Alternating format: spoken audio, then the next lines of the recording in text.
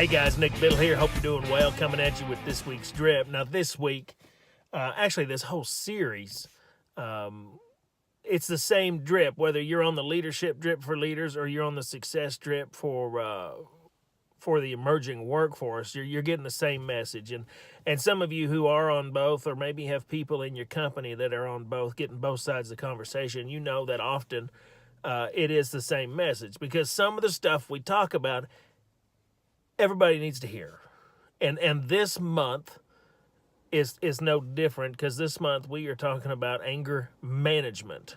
Now, I may not be the best person to teach this subject. I've got to be honest with you. This is one I struggle in, but it's also one I've worked on.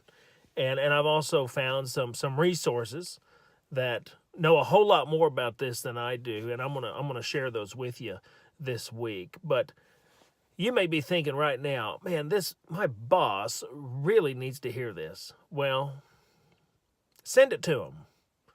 Forward it to him. Ask him to watch this series. But let's face it, we all get angry.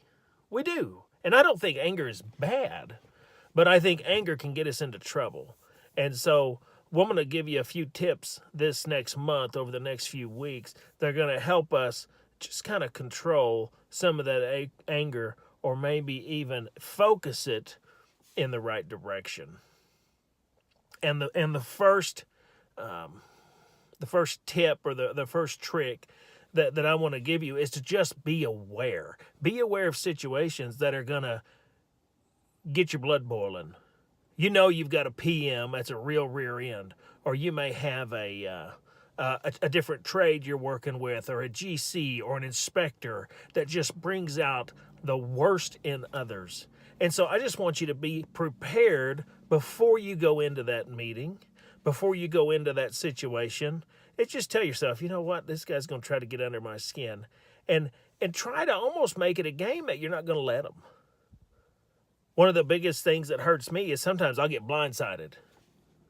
And then when I think back, I'm like, well, I knew that person was a jerk. I knew this is how they were going to respond. Why did I let them get under my skin? I should have mentally prepared myself. So before you go into that meeting with that rear end, maybe you got a rear end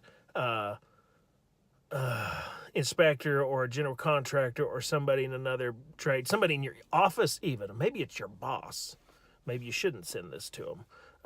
But whoever that is, just prepare yourself. Just tell yourself, hey, this could be an issue, and we'll go from there. So, guys, next week we're going to go a little deeper. That's it for this week's drip. Until next time, take care.